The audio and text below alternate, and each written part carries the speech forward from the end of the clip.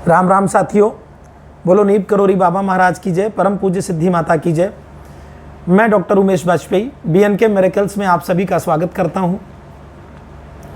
साथियों, आज मैं कैंची धाम कैसे जाएं जो सीरीज है, बाबा महाराज के यहाँ जाने की यात्रा की जो सीरीज है, पहले मैंने शुरुआत की थी राजधानी दिल्ली से कैसे काठगोदाम तक पहुंचा जाए और फिर कैसे हम आगे जाएंगे।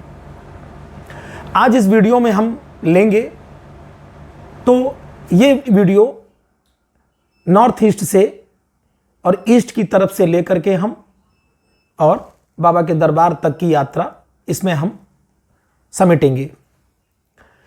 हम आज बात करते हैं कि कैसे हावड़ा से कोलकाता से बाबा के दरबार जाया जाए।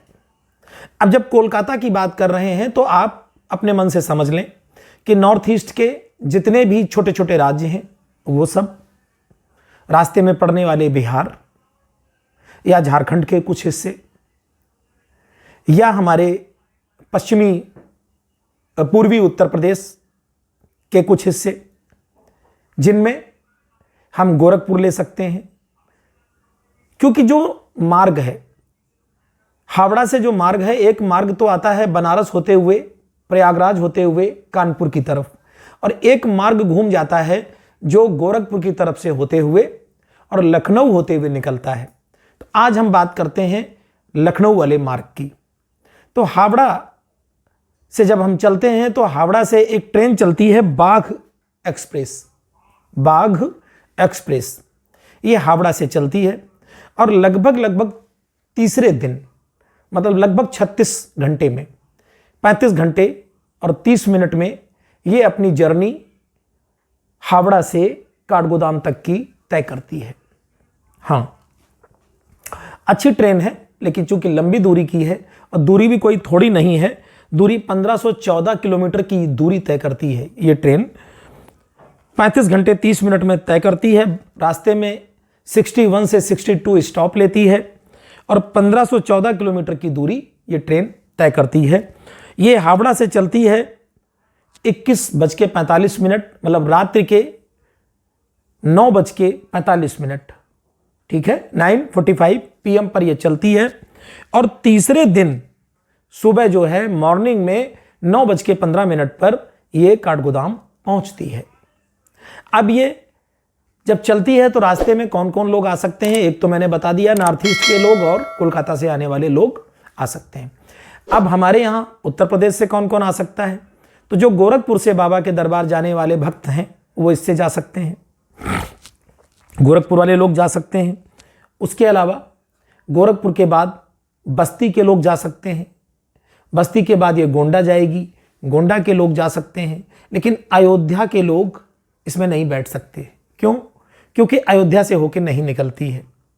अयोध्या वाले लोग बस्ती में जाकर के 45-50 किलोमीटर की दूरी चल करके वहां से ट्रेन पकड़ सकते हैं बाघ एक्सप्रेस को, या गोंडा जाकर के पकड़ सकते हैं। ठीक, मैंने आपको ये जानकारी दी। अब ये लखनऊ आ जाएगी। लखनऊ आने के बाद जो बाघ एक्सप्रेस है, लखनऊ से मैं आपको बता देता हूं कि बाघ एक्सप्रेस लखनऊ आती है रात में, मतलब रात्रि के जो 12 बजते हैं, जिसको 24 कहते हैं, तो 00:30 पर, मतलब 30 मिनट AM, ठीक है ना, 30 मिनट AM पर लखनऊ आएगी। कब? हावड़ा से चल के दूसरे दिन। ठीक है ना, तो रात्रि में 30 मिनट पर ये आएगी और ये जो है अगले दिन सुबह 9:15 पर पहुंच जाएगी काठगोदाम। तो ये मैंने आपको इसको लखनऊ से बताया कि 9:15 पर ये जो है आपकी काठगोदाम पहुंच जाएगी। अब इस ट्रेन में क्या है, ये ट्रेन जाएगी थोड़ा सा घूम के, लखनऊ से चलेगी हरदोई होते हुए, बरेली होते हुए, मतलब यहाँ के लोग इसमें बैठ सकते हैं जहाँ जहाँ स्टॉपेज इसका होगा। तो हरदोई के लोग जा सकते हैं, शाहजहांपुर के लोग जा सकते हैं, बरेली के लोग जा सकते हैं, बरेली के बाद रामपुर के लोग जा सकते हैं। बरेली से आगे चली जाएगी, बरेली से भोजीपुरा होके नहीं जाएगी। ठीक है, रामपुर के लोग इसमें बैठ सकते हैं। बिलासपुर रोड पड़ता है, वहाँ के लोग बैठ सकते हैं। रुद्रपुर सिटी पड़ता है, वहाँ के लोग बैठ सकते हैं। लाल कुआं होते हुए, हल्द्वानी होते हुए काठगोदाम पहुँच जाएगी। तो ये ट्रेन लगभग लखनऊ से लेगी 8 घंटे 45 मिनट। जी हाँ, 8 hours 45 minutes ये लेगी।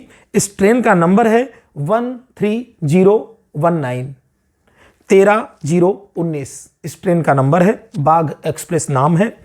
और ये ट्रेन, इसका जो किराया लखनऊ से है 225 से लेकर 245 रुपया है इसका किराया, ठीक है। और 325 में स्लीपर जो है तत्काल क्लास का किराया है, और 225 से 245 वो सामान्य स्लीपर क्लास है। थर्ड एसी से अगर जाते हैं तो 660 रुपये किराया आपको लखनऊ से देना होगा। तो एक तो ये ट्रेन हो गई लखनऊ से, और बाकी मैंने बता दिया हावड़ा से चल के कौन कौन लोग जा सकते हैं। फिर एक लखनऊ से एक ट्रेन और भी है। कौन सी है? वो लखनऊ जंक्शन से है। ये लखनऊ जंक्शन से नहीं थी। लखनऊ में 2 स्टेशन है, एक लखनऊ जंक्शन और एक लखनऊ, ठीक है। तो अभी बाघ एक्सप्रेस को मैंने बताया ये लखनऊ से जाएगी, और दूसरी है वो लखनऊ जंक्शन से जाएगी। उसका नंबर है 15043, 15043। ये लखनऊ से काठगोदाम एक्सप्रेस है, लखनऊ से ही बनकर चलती है। रात में ये 11:25 पे चलेगी, 11:25 PM पर, और सुबह 8:05 पर ये काठगोदाम पहुंच जाएगी। और ये गाड़ी 8 घंटे 40 मिनट में पहुंचाएगी, 9 स्टॉप लेगी और 342 किलोमीटर की यात्रा कराएगी, ठीक है। ये गाड़ी भी थोड़ा सा जाएगी, आपकी जो है वो घूम के जाती है, ठीक। तो ये गाड़ी अगर इससे जाना है आपको तो आप इससे जा सकते हैं। जो मैंने दूसरी बताई है ये लखनऊ काठगोदाम एक्सप्रेस इसका नाम है। अब इसका भी किराया सामान्य वैसे ही है जैसे बाघ एक्सप्रेस का है। अब तीसरी गाड़ी एक और है, उसके बारे में भी हम आपको बता देते हैं। वो गाड़ी कानपुर सेंट्रल से चलती है। कानपुर सेंट्रल से चलकर लखनऊ होते हुए काठगोदाम जाती है। इस गाड़ी का नाम है गरीब रथ एक्सप्रेस। अच्छी गाड़ी है, कानपुर से एकमात्र गाड़ी है। इसका नंबर है 12209, 12209 इस गाड़ी का नंबर है। तो ये कानपुर से चलती है सुबह 6:10 पर, 6:10 AM पर कानपुर सेंट्रल से चलती है, और ये लखनऊ होते हुए काठगोदाम जाती है। शाम को 3:55 पे ये पहुंच जाती है, 3:55 PM पर ये पहुंच जाती है। रास्ते में 8 स्टॉप लेती है, और कानपुर से टोटल दूरी 462 किलोमीटर की जर्नी ये तय करती है। रास्ते में 9 घंटे 45 मिनट का समय ये कानपुर से लेती है। लखनऊ से 8 घंटे 45 मिनट मान लो, 1 घंटा कम कर दो। तो ऐसे करके इसकी जो चेयर कार है वो 500 रुपये किराया है, थर्ड एसी का 600 रुपये किराया है। टोटल गाड़ी ये जो है एसी गाड़ी है।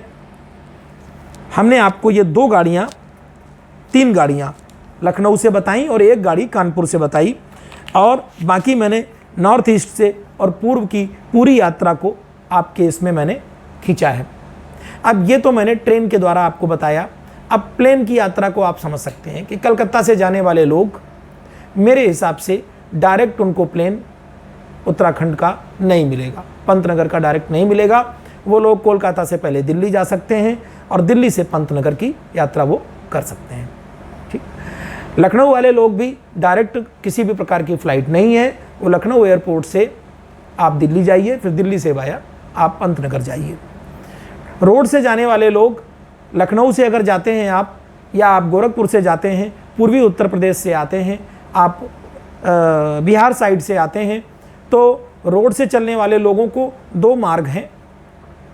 एक मार्ग है वाया कानपुर, कन्नौज होते हुए, फिर हरदोई होते हुए, शाहजहांपुर होते हुए, बरेली होते हुए, और फिर आप हल्द्वानी। एक तो रोड का मार्ग यह है। एक मार्ग है लखनऊ की तरफ से सुल्तानपुर के लोग, रायबरेली के लोग, अमेठी के लोग, बाराबंकी के लोग, अंबेडकर नगर के लोग, गोरखपुर के, बस्ती के, देवरिया के, बहराइच के, गोंडा के, बलरामपुर के, ये जो लोग हैं इनके लिए 2 मार्ग हैं। पहला मार्ग कि ये लोग सीतापुर की तरफ से होते हुए, पीलीभीत होते हुए, टनकपुर होते हुए और हल्द्वानी की तरफ से यात्रा कर सकते हैं। इनको उधर से आसानी रहेगी। लेकिन जो इधर के लोग हैं, सुल्तानपुर की साइड के, रायबरेली साइड के, इनके लिए सीतापुर की तरफ से जाना ठीक नहीं होगा।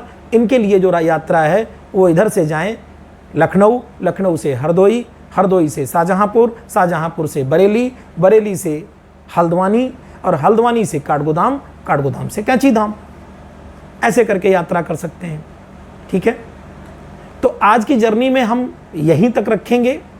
हमने पूर्वी उत्तर प्रदेश, बिहार, झारखंड, उड़ीसा के लोगों के विषय में भी और वेस्ट बंगाल, नॉर्थ ईस्ट के लोगों के लिए हमने एक यात्रा की एक विस्तृत जानकारी आप तक पहुंचाने की कोशिश की है। आशा करते हैं कि आपको ये हमारी जो जानकारी है अच्छी लगेगी। यदि आपको कुछ इसमें और भी जानना हो, कुछ आपको अधूरा रह गया हो, आप कमेंट बॉक्स में लिखिएगा। मेरा प्रयास होगा कि बाबा महाराज की सेवा में मैं अपने को तत्पर रखूँगा। मैं आपको ज़रूर बताऊँगा। आपकी सूचना अगर आपको मिल सकती है मेरे द्वारा तो मैं सौभाग्यशाली समझूंगा। तो आज मैं अपने इस वीडियो को यहीं पे समाप्त करता हूँ। आप सभी को राम राम, जय सिया राम, बोलो मुनीब करोरी बाबा महाराज की जय, सिद्धि माता की जय।